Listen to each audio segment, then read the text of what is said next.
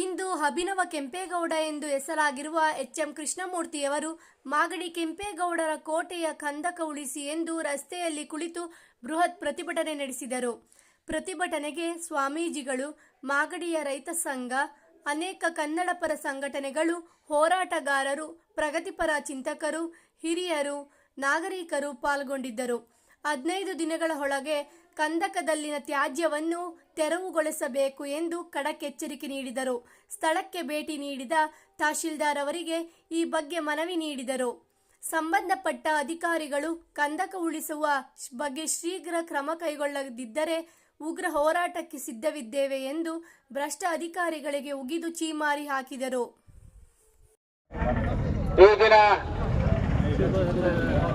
ಕೆಂಪೇಗೌಡರನ್ನ ಇತಿಹಾಸವನ್ನ ಉಳಿಸಿಕೊಳ್ಳುವಂತ ಒಂದು ಮಹಾಸುದಿನ ನಮ್ಮ ನಿಮ್ಮೆಲ್ಲರ ಬಂದೆ ಕಾಣ್ತಾ ಇದೆ. ಅದಕ್ಕೋಸ್ಕರ ಇವತ್ತು ಸ್ವಾಮೀಜಿಗಳು, ಹಿರಿಯ ಹೋರಾಟಗಾರರು, ಹಾಗೆ ಕೆಂಪೇಗೌಡರ ಇತಿಹಾಸವನ್ನ ಬರೆದು ರಾಜ್ಯಕ್ಕೆ ದೇಶಕ್ಕೆ ಕೊಟ್ಟಂತ ಶೇಖ್ ಮುಸ್ತಾದ್ ಅವರು ಸಹ ಈ ಕಾರ್ಯಕ್ರಮದ ಅವರಿಗೆ ನಮ್ಮ ನಿಮ್ಮೆಲ್ಲರ ವಿರವಾಗಿ ಅಭಿನಂದನೆಗಳ ಸಹಿತ ಚಪ್ಪಾಳಿ ಮುಖೇನ ಅವರು ನಮ್ಮ ಕೆಂಪೇಗೌಡರ ಇತಿಹಾಸವನ್ನ ಪ್ರಪಂಚಕ್ಕೆ ಸಾರುವಂತ ಕೆಲಸಕ್ಕೆ ಒಂದು ಸಾರಥಿಯಾಗಿದ್ದಾರೆ. ಇವತ್ತು ಸಾಂಕೇತಿಕವಾಗಿ ಧರಣಿಯನ್ನ ಮಾಡ್ತಾ ಇದ್ದೀವಿ. ಇದೇನು ಉಗ್ರ ಹೋರಾಟ ಏನು ಮಾಡ್ತಾ ಇಲ್ಲ. ಇದು ಕೆಸಿಪಿ ಏನು ರಸ್ತೆಯನ್ನ ಮಾಡ್ತಾವ್ರೆ, ಆ ರಸ್ತೆ ಮಾಡುವಂತ ಸಂದರ್ಭದಲ್ಲಿ ಪುರಸಭೆಯು ಸೇರಿದ ಕಸದ ಜೊತೆಯಲ್ಲಿ ಇವರು ಮಣ್ಣನ್ನ ತುಂಬಿ ಇವತ್ತೇನು ಕಂದಕವನ್ನ ಸಂಪೂರ್ಣವಾಗಿ ನಾಶ ಮಾಡಲಿಕ್ಕೆ ಹೊರಟಿದರೆ ಅದರ ವಿರುದ್ಧ ನಮ್ಮ ಹೋರಾಟ. ನಾವು ಯಾರ ಬಗೆಯನ್ನು ಹೋರಾಟ ಮಾಡ್ತಾ ಇಲ್ಲ. ಇಲ್ಲಿ ಯಾವುದೇ ಶತ್ರುತ್ವ ಇಲ್ಲ. ಇದು ಕೆಂಪೇಗೌಡರ ನೇತೃತ್ವ ಮಾತ್ರ ಇವತ್ತು ನಮ್ಮ ಮುಂದೆ ಇರೋದು. ಅದಕ್ಕೋಸ್ಕರ ಮಾಗಡಿ ಕೆಂಪೇಗೌಡರಿಗೆ ಹೋರಾಟಕ್ಕೆ ಅದಕ್ಕೋಸ್ಕರ ಇವತ್ತು ನಾವು ನೀವೆಲ್ಲರೂ ಸೇರಿದ್ದೀವಿ. ಇನ್ನ ಸ್ವಾಮೀಜಿಗಳನ್ನ ಕೆಲವೇ ನಿಮಿಷಗಳಲ್ಲಿ ಆಗಮಿಸ್ತಾ ಇದ್ದಾರೆ. ಅವರು ಬಂದ ನಂತರ ಜ್ಯೋತಿಯನ್ನ ಬೆಳಗಿಸಿ ಅವರ ಮಾತುಗಳನ್ನ ಆಲಿಸಿ ಕೆಂಪೇಗೌಡರ ಹೆಸರು ಅಂದ್ರೆ ಪ್ರಪಂಚಕ್ಕೆ, ಇತಿಹಾಸಕ್ಕೆ ಒಂದು ದೊಡ್ಡ ಹೆಸರು, ಮಾಗಡಿಗೆ ಒಂದು ದೊಡ್ಡ ಕೊಡುಗೆ. ಮಾಗಡಿಯ ಇತಿಹಾಸ ನಾವು ನೀವೆಲ್ಲರೂ ರಕ್ಷಣೆಯನ್ನ ಮಾಡ್ತಾ ಮಾಗಡಿಗೆ ಬಂದ್ರೆ ಅದು ಕೋಟೆ ಕಾಣ್ತದೆ. ಕೋಟೆ ಅಂದ್ರೆ ಕಲ್ಲಿನ ಕೋಟೆ ಅಲ್ಲ, ಕೆಂಪೇಗೌಡರು ಇಟ್ಟಿರುವಂತ ಕಳಸದ ಕೋಟೆ. ಆ ಕಳಸವನ್ನು ನಾವು ಉಳಿಸ್ಕೋಬೇಕಾಗ್ತದೆ. ಅದಕ್ಕೋಸ್ಕರ ಸಾಕಷ್ಟು ಹೋರಾಟಗಾರರು ಇಲ್ಲಿ ಆಗಮಿಸಿದ್ದಾರೆ. ಯಾಕೆಂದ್ರೆ ಒಬ್ಬೊಬ್ಬರ ಹೆಸರನ್ನ ಹೇಳಕ್ ಹೋಗಲ್ಲ, ಎಲ್ಲರೂ ನಾಯಕರೇ. ಇದು ಸಾಂಕೇತಿಕವಾಗಿ ಮಾಡುವಂತ ಒಂದು ಪ್ರತಿಭಟನೆ. ಈ ಮುಂದಿನ ದಿನಗಳಲ್ಲಿ ಒಂದು 15 ದಿನಗಳ ಗಡುವನ್ನು ಕೊಡ್ತೀವಿ. ಆ ಗಡುವಿನಲ್ಲಿ ಕೆಸಿಬಿ ಅವರಾಗ್ಲಿ ಮತ್ತೆ ಈ ಪುರಸಭೆಗಳು ಮೈಮೆರೆದ ಸೋಂಬೇರಿಗಳು ಈ ಕೋಟೆಯ ಕಂದಕನ್ನೇ ಮುಚ್ಚಲಿಕ್ಕೆ ಅವರು ಕಾರಣಕರ್ತರಾಗ್ತಾರೆ. ಪುರಸಭೆಯಲ್ಲಿ ಗೆದ್ದಂತ ಜನನಾಯಕರು ಇದಕ್ಕೆ ಹೊಣೆಗಾರರಾಗ್ತಾರೆ. ಯಾಕೆಂದ್ರೆ ಇವರೆಲ್ಲರ ಕುಮ್ಮಕ್ಕಿನಿಂದಲೇ ಇವತ್ತು ಕೋಟೆ ಸರ್ವನಾಶಕ್ಕೆ ಇವತ್ತು ನಾಂದಿ ಆಗಿದೆ. ಅದಕ್ಕೋಸ್ಕರ ನಾವು ಇವತ್ತು ಕೆಂಪೇಗೌಡರ ದಕ್ಷಿಣ ಭಾಗದ ಕೋಟೆಯನ್ನಾದರೂ ನಾವು ಉಳಿಸಿಕೊಳ್ಳಿಲ್ಲ ಅಂತ ಅಂದ ಪಕ್ಷದಲ್ಲಿ ನಾವು ಮಾಡ್ತಾ ಇರೋದು ಮಾಗಡಿಗೆ ಅವಮಾನ, ಕೆಂಪೇಗೌಡರಿಗೆ ಅವಮಾನ, ಇತಿಹಾಸವನ್ನು ಉಳಿಸಲಿಕ್ಕಾರದಂತ ಹೇಡಿಗಳು ಇದರ ಅವಮಾನವನ್ನು ನಾವು ಎದುರಿಸಬೇಕಾಗ್ತದೆ.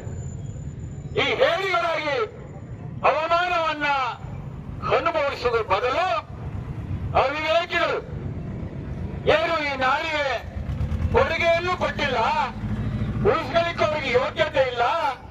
ಇವತ್ತಾದ್ರೂ ಮುಂದೆ ನಿಂತು ಆ ಕೆಂಪೇಗೌಡರ ಇತಿಹಾಸವನ್ನ ಉಳಿಸ್ಕೊಳ್ಳಿಲ್ಲ ಅಂದ್ರೆ ನೀವು ಈ ಮಣ್ಣಲ್ಲಿ ಹುಟ್ಟೋದಕ್ಕೂ ಸಾರ್ಥಕ ಇಲ್ಲ ಅನ್ನೋ ಮಾತನ್ನು ಹೇಳಿಕೆ ಬಯಸ್ತೇನೆ. ಒಂದು ವೇಳೆ ಇದು ನಾನು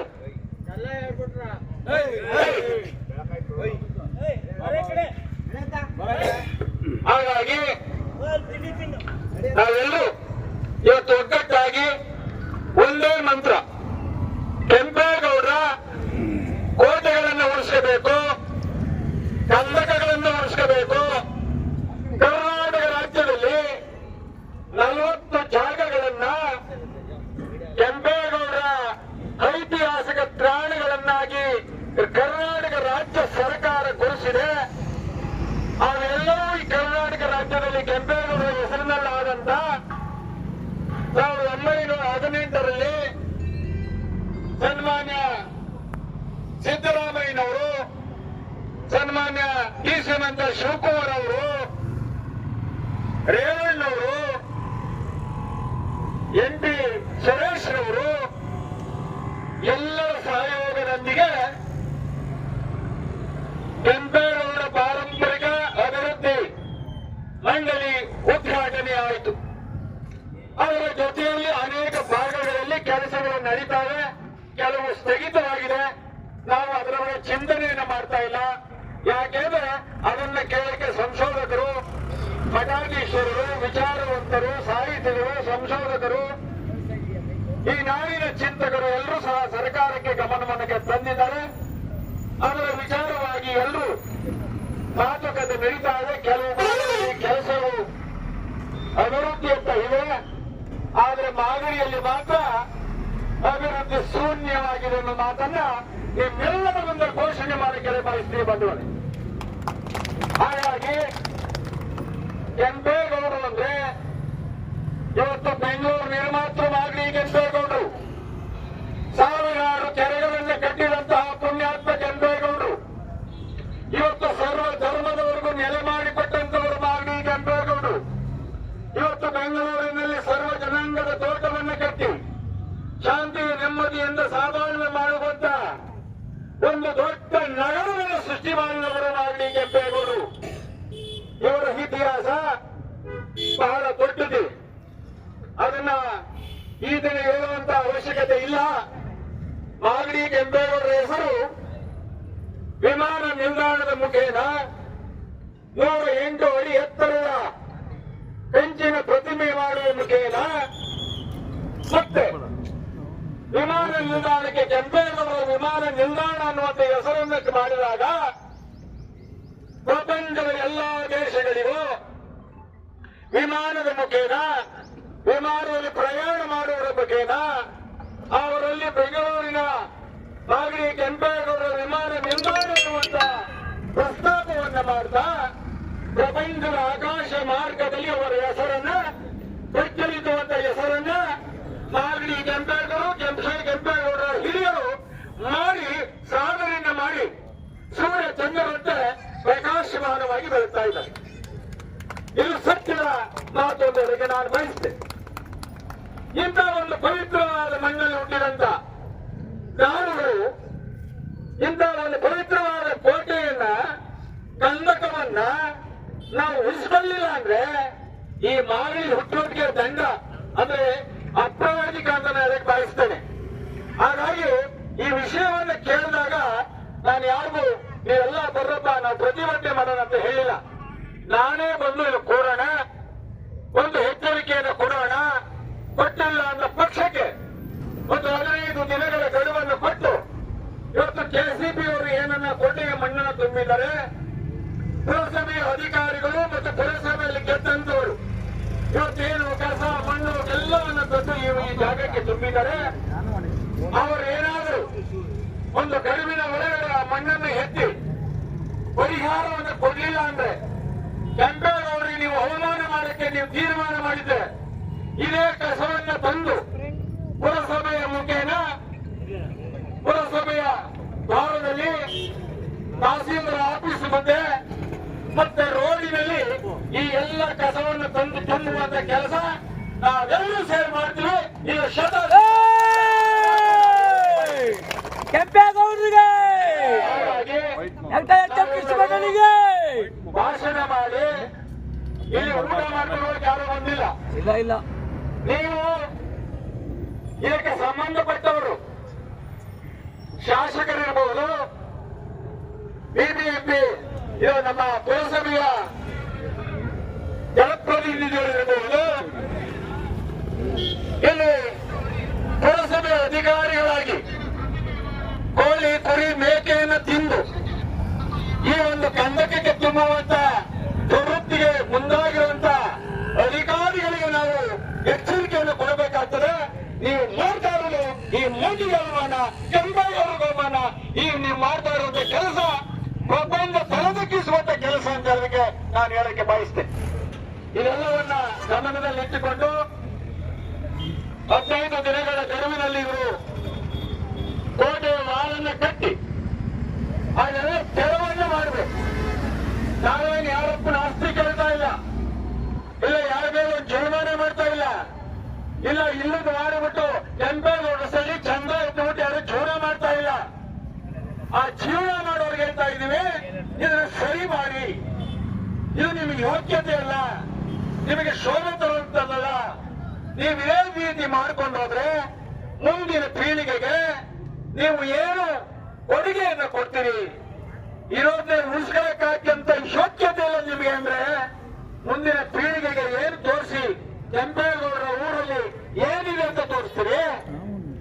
ಇವತ್ತು ಆಗಲಿ ಪ್ರಪಂಚದ ಇತಿಹಾಸದ ಹೆಸರಿನಲ್ಲಿ ಭೂಪಟದಲ್ಲಿ ಬಹಳ ದೊಡ್ಡ ಹೆಸರು, ಆದ್ರೆ ಹೇಳಕ್ಕೆ ನಾಚಿಕೆ ಆಗ್ತದೆ. ಇವತ್ತು ಮಾಗಡಿ ಕ್ಷೇತ್ರ 175ನೇ ಹಿಂದುಳಿದ ತಾಲೂಕಾಗಿ ಇದೊಂದು ದಾರಿದ್ರ್ಯ ಬಂದಂತ ಒಂದು ಮಾಗಡಿ ಕ್ಷೇತ್ರವಾಗಿದೆ ಅಂತ ಹೇಳಿ ನಾನು ಬಯಸ್ತೇನೆ. ನಿಮ್ಮ ಸಾಧನೆಗೆ ನೀವು ಮಾಡಿರುವಂತದ್ದೇನು ಮುಂದಿನ ದಿನಗಳಲ್ಲಿ ನಾನು ಪ್ರಸ್ತಾಪವನ್ನ ಮಾಡ್ತೀನಿ. ಇವತ್ತು ಕೆಂಪೇಗೌಡರ ಹೆಸರಲ್ಲಿ ಎಷ್ಟು ಹೋರಾಟ ಮಾಡಬೇಕು? ನೀವು ಈ ಮಣ್ಣಲ್ಲಿ ಹುಟ್ಟಿಲ್ವಾ? ನಾವು ತಂತ ಕೆಂಪೇಗೌಡರ ವಂಶದವರಿಗೆ ಆಯ್ತು, ನಾವು ಸದಾಕಾಲ ಶತ್ರುಗಳಾಗಿ ಈ ಒಂದು ಅನಾರೋಗ್ಯವನ್ನ ಮತ್ತೆ ಅತಿವೃಷ್ಟಿ ಅನಾವೃಷ್ಟಿಗಳನ್ನ ಮಾಡಕ್ಕೋಸ್ಕರ ನೀವಿದ್ದೀರಾ? ಹೇಳ್ಬೇಕಾಗ್ತದೆ. ಹಾಗಾಗಿ ತಾವುಗಳು ಎಲ್ಲ ಗಮನದಲ್ಲಿಟ್ಟುಕೊಂಡು ಇವತ್ತು ನಿಮಗೆ ಮಾನ ಮರ್ಯಾದೆ ಅನ್ನುವಂತ ಜವಾಬ್ದಾರಿ ನಿನಗಿದ್ರೆ, ಈ ಮಣ್ಣಿನ ಮೇಲೆ ಏನಾದ್ರೂ ನಿಮ್ಮ ಋಣ ಇದ್ರೆ, ನಿಮ್ಮ ತಾಯಿಯ ಋಣ ಇದ್ರೆ, ಕನ್ನಡಾಂಬೆಯ ಋಣ ಇದ್ರೆ, ಈ ನಾಡು ಕಟ್ಟಿದ ಕೆಂಪೇಗೌಡರ ಬಗ್ಗೆ ನಿಮಗೆ ಕಿಂಚಷ್ಟು ಸ್ವಾಭಿಮಾನವಿದ್ರೆ, ನೀವು 15 ದಿನದೊಳಗಡೆ ನೀವು ಈ ಮಣ್ಣನ್ನ ಕಂದಗಡ್ಡ ಕಸ ಮಣ್ಣು ಏನು ಸುರಿದಿದ್ರಿ ಅದೆಲ್ಲವನ್ನ ಹೊರಗೆ ತೆಗಿಬೇಕು. ಹೊರಗೆ ತೆಗೆದಿಲ್ಲ ಅನ್ನೋ ಒಂದು ಪಕ್ಷದಲ್ಲಿ ಈ ಕಾಲ ಏನು ಕಸ ಮಣ್ಣು ಗೊಬ್ಬರ ಪೇಪರು ಕೋಳಿ ಕಸ ಎಲ್ಲ ಏನು ತುಂಬಿದಿರಿ ಅನ್ನೋದು ಹಾಸಿಗೆಗಳೆಲ್ಲ ಇವೆಲ್ಲವೂ ತಹಸೀಲ್ದಾರ್ ಆಫೀಸ್ ಮುಂದೆ ಇರ್ತದೆ, ಪುರಸಭೆಯ ಮುಂದೆ ಇರ್ತದೆ. ಈ ರೋಡ್ ಅಲ್ಲಿ ಹಾಕೋದಕ್ಕೆ ನಾವು ಸಿದ್ಧರಾಗಿದ್ದೇವೆ.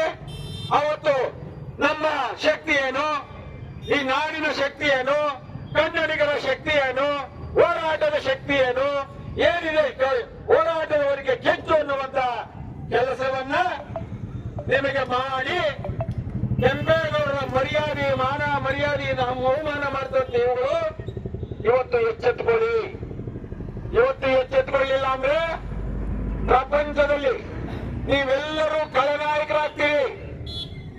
ಒಬ್ಬರಲ್ಲ, ಇವತ್ತು ಈ ಕೋಟೆಯನ್ನ ಮುಚ್ಚಿದಂತ ಪ್ರತಿಯೊಬ್ಬರು ಖಳನಾಯಕರಾಗ್ತೀರಿ. ಹುಟ್ಟು ಸಾವಿನ ಮಧ್ಯದಲ್ಲಿ ಸಾಧನೆಯನ್ನ ಮಾಡಿ ಇರುವಂತ ಈ ಪುರಾತನ ಕಾಲದ ಇತಿಹಾಸವನ್ನ ಅಳಿಸುವಂತ ಕೆಲಸವನ್ನ ಒಬ್ಬ ಅವಿವೇಕಿಗಳು ಮಾಡಲ್ಲ, ಅಯೋಗ್ಯರು ಮಾಡಲ್ಲ, ಅವಿದ್ಯಾವಂತರು ಮಾಡಲ್ಲ. ಈ ವಿದ್ಯಾವಂತರಾಗಿ ನಿಮಗೆ ನಾಚಿಕೆ ಮಾನ ಮರ್ಯಾದೆ ಇಲ್ವಾ ಅನ್ನುವಂತ ಪ್ರಶ್ನೆಯನ್ನ ನಾವು ನಿಮ್ಮನ್ನ ಕೇಳಬೇಕಾಗ್ತದೆ ಬಂಧುಗಳೇ. ಮಾಗಡಿ ಕ್ಷೇತ್ರ ಪುಣ್ಯಭೂಮಿ, ಪವಿತ್ರವಾದ ಮಣ್ಣು. ಹೆಮ್ಮೆಯಿಂದ ನಾವು ಗೌರವ ಕುಲದವರು ಮಾಗಡಿಯವರು ಅಂತ ಹೇಳಿ ಹೆಮ್ಮೆಯನ್ನ ವ್ಯಕ್ತಪಡಿಸೋಣ. ಗುರು ನಮಸ್ಕಾರ.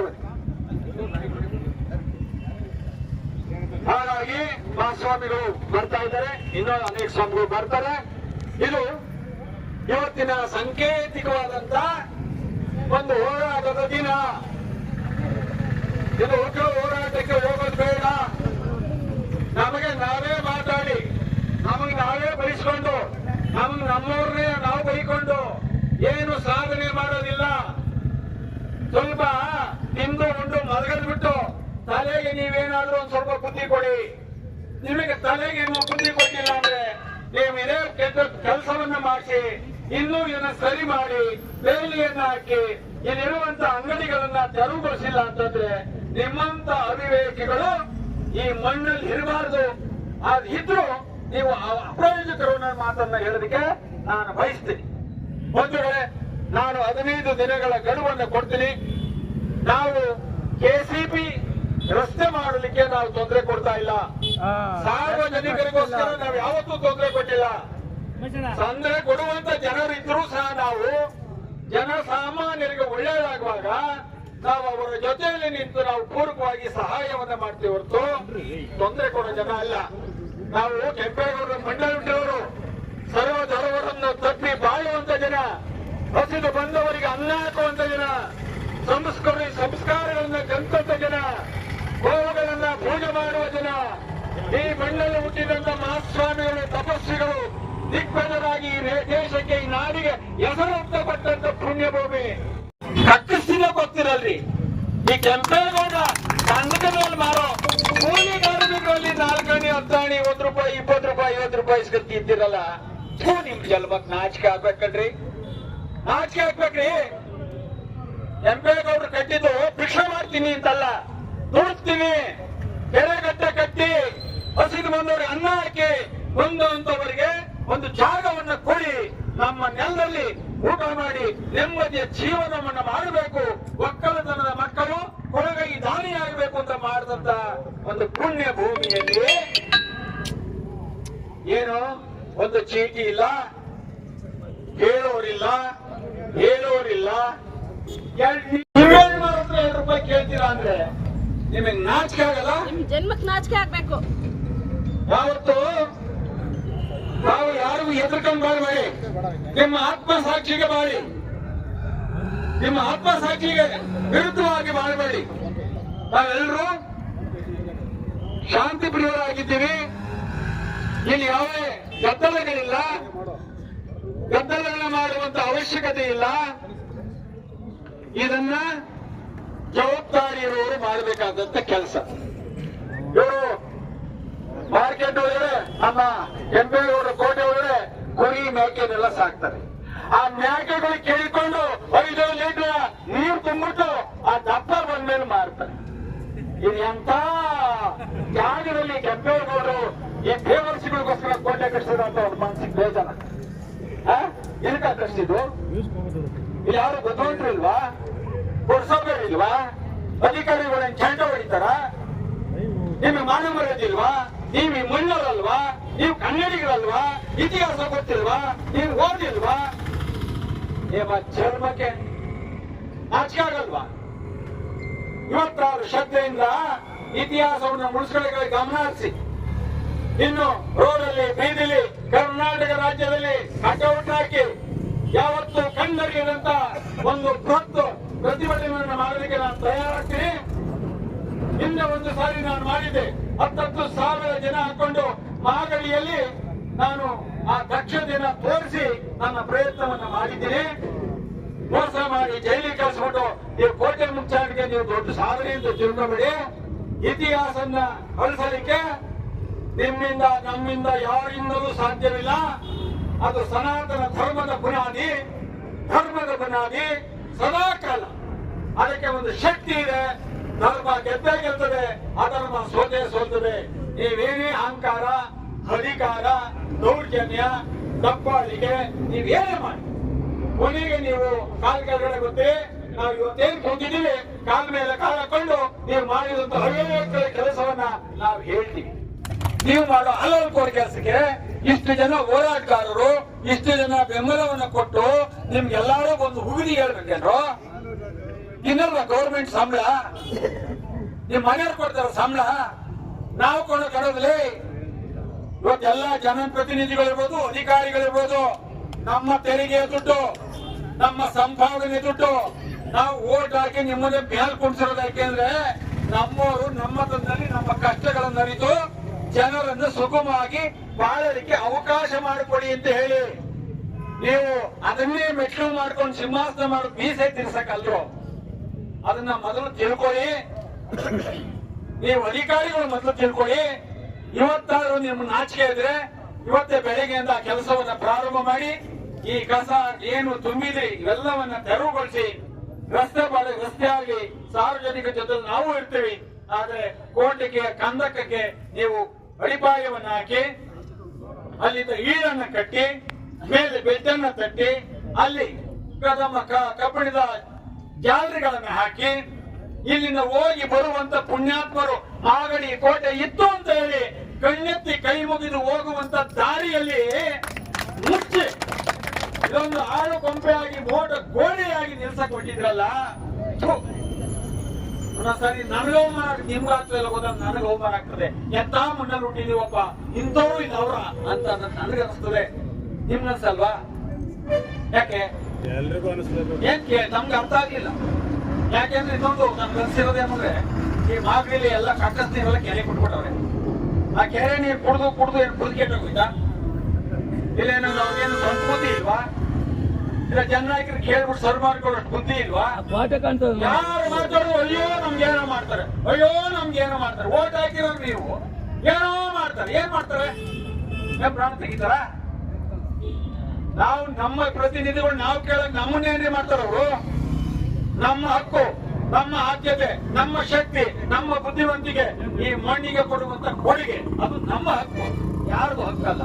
ಹಾಗಾಗಿ ಮುಂದಿನ ಮಾತುಗಳನ್ನು ಆಡ್ಲಿ. ನಾವು ಸರ್ಕಾರದ ವಿರುದ್ಧ ನಾವು ಹೋರಾಟವನ್ನು ಮಾಡ್ತಾ ಇಲ್ಲ. ಸರ್ಕಾರದ ಗಮನಕ್ಕೆ ಯಾವುದು ಏನು ಮಾಡಿದಂತ ಕಿಡಿಗೇಡಿಗಳ ವಿಷಯ ಕಥನಕಾಗಿ ಗೊತ್ತಿಲ್ಲ. ಅದನ್ನ ನಾವು ಮಾಹಿತಿಯನ್ನ ಕೊಡ್ತೇವೆ. ಅದರ ಮುಂದೆ ಅವರು ಮುಂದುವರೆದಾಗ ನಾವು ಅದಕ್ಕೂ ನಾವು ವಿರೋಧವನ್ನು ಮಾಡೋದಕ್ಕೆ ನಾವು ಸಿದ್ಧರಾಗಿ ಇರ್ತೀವಿ ಅಂತ ಹೇಳಿ ಇವತ್ತು ಏನು ಜನಪ್ರತಿನಿಧಿಗಳು ಇದ್ದೀರಿ ನಿಜವಾಗ್ಲೂ ನಿಮಗೆ ನಿಮ್ಮನ್ನ ಉಳಿಸ್ಕೋಬೇಕು. ಈಗ ಮತ್ತೆ ಈ ದೇಶ ನೋಡಬಾರ್ದು. ಮೊದಲೇ ಒಂದ್ಸಾರಿ ಬಂದು ಹೇಳಿದೆ ಕೆಲಸ ನಿಲ್ಸಿದಾಗ ಮುಂದಿನ ದಿನಗಳಲ್ಲಿ ಹೋರಾಟಕ್ಕೆ ಅವಕಾಶವನ್ನ ಮಾಡಿಕೊಡ್ಬೇಡಿ ಅಂತ. ಬರ್ತೀವಿ ಅಂದ್ರೆ ಹೋದ್ರಿ, ಅವ್ರು ಮಾತಾಡಿದ್ರು ಇವ್ರು ಮಾತಾಡಿದ್ರು, KCP ಅವ್ರು ಬರ್ತಾರೆ, ಶಾಸಕರಿಂದ ಹೋಗ್ತಾರೆ. ಅವ್ರು ಹೇಳಿದಾಗ ಬಾಲ ಅಳ್ಳಾಡ್ಸ್ಕೊಂಡು ಆ ಕಡೆ ಈ ಕಡೆ ಓಡಾಡ್ತಾರೆ. ಅವ್ರು ಆ ಕಡೆ ಹೋಗ್ತಾರೆ, ಇವ್ರು ಈ ಕಡೆ ಬರ್ತಾರೆ.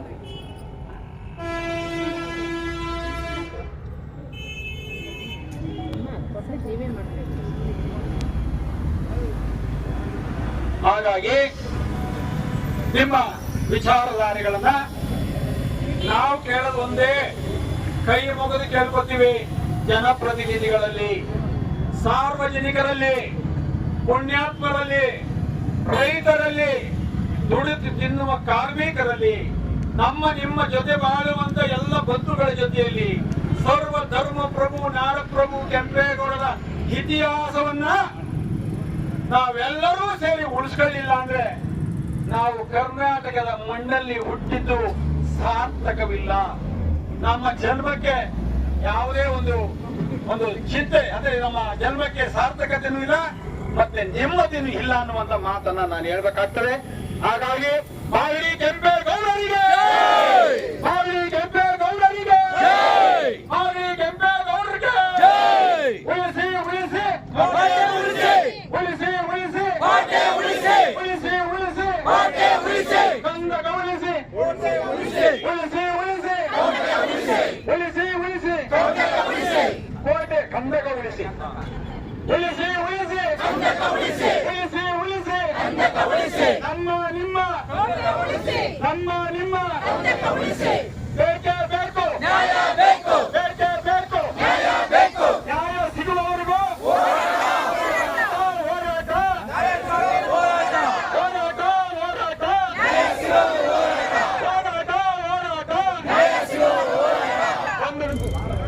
ನಾವೆಲ್ಲರೂ ಗಮನಿಸಬೇಕಾಗಿರುವಂತದ್ದು, ಜಗತ್ತಿನಲ್ಲಿ ಬೆಂಗಳೂರಿಗೆ ಒಂದು ವಿಶಿಷ್ಟವಾದ ಸ್ಥಾನ ಇದೆ, ಸಿಲಿಕಾನ್ ಸಿಟಿ ಅಂತೇಳಿ. ಆ ಬೆಂಗಳೂರಿನ ಇತಿಹಾಸ ಮಾಗಡಿ ಇಲ್ಲದೆ ಪರಿಪೂರ್ಣ ಆಗೋದಿಲ್ಲ. ಇದನ್ನೆಲ್ಲ ನಾವು ನೆನ್ಪಿಟ್ಕೊಳ್ಬೇಕು. ಯಾಕಂದ್ರೆ ಬೆಂಗಳೂರನ್ನ ಕಟ್ಟಲಿಕ್ಕೆ ಬೆಂಗಳೂರು ಇದೆ ಅಂತ ಹೇಳಿದ್ರೆ ಎರಡು ಸಂಸ್ಥಾನಗಳು, ಕೆಂಪೇಗೌಡರ ಕಾಲದ ಎರಡು ಸಂಸ್ಥಾನಗಳನ್ನ ನಾವು ನೆನ್ಪಿಟ್ಕೊಳ್ಬೇಕಾಗತ್ತೆ. ಒಂದು ಯಲಹಂಕ ಅಂತ ಹೇಳಿದ್ರೆ, ಇನ್ನೊಂದು ಮಾಗಡಿ. ಮಾಗಡಿ ಅಂತ ಹೇಳಿದ್ರೆ ಅದು ಸಾಮಾನ್ಯ ಅಲ್ಲ. ಬೆಂಗಳೂರಿನ ಕಟ್ಟಿದಂತ ಕೆಂಪೇಗೌಡರು ಕೇವಲ ಕತ್ತಿ ಧೈರ್ಯದಿಂದ ಅದನ್ನು ಕಟ್ಟಿರೋಂಥದ್ದಲ್ಲ. ಯಾಕಂದ್ರೆ ಇವತ್ತು ಕೆಂಪೇಗೌಡರು ಕಟ್ಟಿದ ಬೆಂಗಳೂರು 500-600 ವರ್ಷಗಳಾದ್ರೂ ಶಾಶ್ವತವಾಗಿ ಜಗತ್ತಿನಲ್ಲಿ ಉಳಿದಿದೆ ಅಂತ ಹೇಳಿದ್ರೆ ಅದು ತ್ಯಾಗ, ಬಲಿದಾನ, ಧರ್ಮದಿಂದ ಕಟ್ಟಿದ ನಾಡಾಗಿದ್ದಕ್ಕೋಸ್ಕರ ಇವತ್ತಿನ ಉಳ್ಕೊಂಡಿದೆ. ಕೆಂಪೇಗೌಡರ ಸೊಸೆ ಲಕ್ಷ್ಮೀದೇವಿ ತನ್ನ ಪ್ರಾಣ ಬಲಿದಾನವನ್ನ ಮಾಡಿ ಬೆಂಗಳೂರು ಕೋಟೆಯನ್ನ ಉಳಿಸಿದ್ಲು. ಇಡೀ ಬೆಂಗಳೂರಿಗೆ ಮೆರಗನ್ನ ತಂದುಕೊಟ್ಟದಂಥದ್ದು ಮಾಗಡಿ. ಇಂಥ ಮಾಗಡಿ ಒಂದು ಪುಣ್ಯ ಭೂಮಿನಲ್ಲಿ ಕೆಂಪೇಗೌಡರ ಕುರುಹನ್ನೇ ಕಿತ್ತಾಕದ ಮೇಲೆ ಇನ್ನೇನು ಉಳಿಯುತ್ತೆ?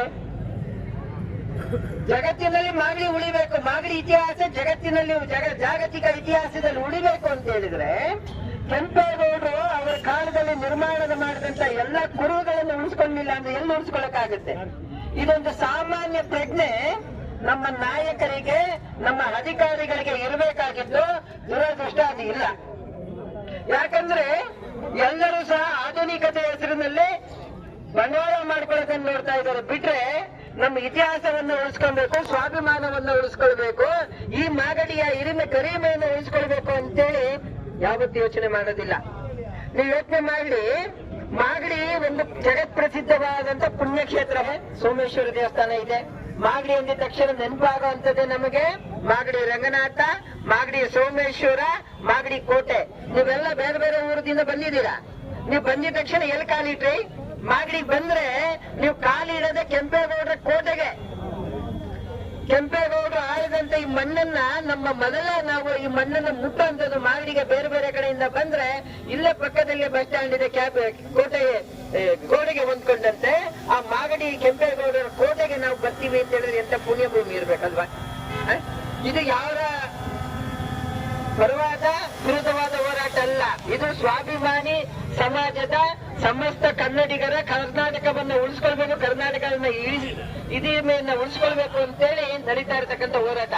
ಕೃಷ್ಣಪ್ಪನವರು ಬಂದಾಗ, ಯಾಕಂದ್ರೆ ಅವರು ಅವತ್ತಿನಿಂದ ನಾನು ಹೇಳ್ತಾ ಇರ್ತೀನಿ, ಕೆಂಪೇಗೌಡರ ಜಯಂತಿಯನ್ನ ಆಚರಣೆ ಮಾಡಿದಂಥದ್ದು ಸಾಮಾನ್ಯ ಅಲ್ಲ. ಬೆಂಗಳೂರಲ್ಲಿ ಯಾರು ಕೆಂಪೇಗೌಡರ ಹೆಸರನ್ನೇ ಹೇಳಿದೇ ಇರುವಂತ ಕಾಲದಲ್ಲಿ 25 ವರ್ಷದಿಂದ ಕೆಂಪೇಗೌಡ ಜಯಂತಿಯನ್ನ ಮಾಡಿಕೊಂಡು ಬಂದಿದ್ದರ ಫಲ ಬೆಂಗಳೂರಲ್ಲೆಲ್ಲರೂ ಅಲ್ಲವಿಲ್ಲ ಕೆಂಪೇಗೌಡ ಜಯಂತಿ ಪ್ರಾರಂಭ ಮಾಡಿದ್ರು. ಆ ನಂತರದಲ್ಲಿ ಸರ್ಕಾರ ಅದನ್ನ ಅಧಿಕೃತಗೊಳಿಸ್ತು. ಕೇವಲ ಸರ್ಕಾರ ನಾವೆಲ್ಲ ನೆನ್ಪಿಟ್ಕೊಳ್ಬೇಕಾಗುತ್ತೆ. ಯಾಕಂದ್ರೆ ಕೃಷ್ಣಮೂರ್ತಿ ಅವರು ಸಹ ಕೆಂಪೇಗೌಡ ಪಾರಂಪರಿಕ ತಾಣಗಳ ಅಭಿವೃದ್ಧಿ ಸಮಿತಿನಲ್ಲಿ ಇದ್ರು. ಅದು ನೆಪ ಮಾತ್ರಕ್ಕಷ್ಟೇ ಇದೆ. ಏನು ಕೆಂಪೇಗೌಡ ಪಾರಂಪರಿಕ ತಾಣಗಳ ಅಭಿವೃದ್ಧಿ ಪ್ರಾಧಿಕಾರ, ಏನು ಒಕ್ಕಲಿಗ ಅಭಿವೃದ್ಧಿ ನಿಗಮ ಇದೆಯಲ್ಲ, ಇವೆರಡು ಇದೆಯಲ್ಲ, ಇವೆರಡನ್ನು ಏನಾಗ್ಬಿಟ್ಟಿದೆ ಅಂತ ಹೇಳಿದ್ರೆ, ಯಾರು ಇದರಲ್ಲಿ ಇರ್ತಾರಲ್ಲ, ರಾಜಕೀಯ ನಿವೃತ್ತಿಯನ್ನ ತೆಗೆದುಕೊಂಡು ಮನೆಗೆ ಹೋಗುವಂತವ್ರು ಇರ್ತಾರಲ್ಲ, ಅವರಿಗೆ ಅದನ್ನ ಕಲ್ಪಿಸಿ ಕೊಡುವಂತ ಒಂದು ಸ್ಥಾನ ಆಗ್ಬಿಡ್ತಿದೆ. ಬಿಟ್ರೆ ಅದರಿಂದ ಯಾವುದು ಉಳಿದಿಲ್ಲ, ಯಾವುದು ಒಳ್ಳೆ ಕಾರ್ಯಗಳಾಗ್ತಾ ಇಲ್ಲ.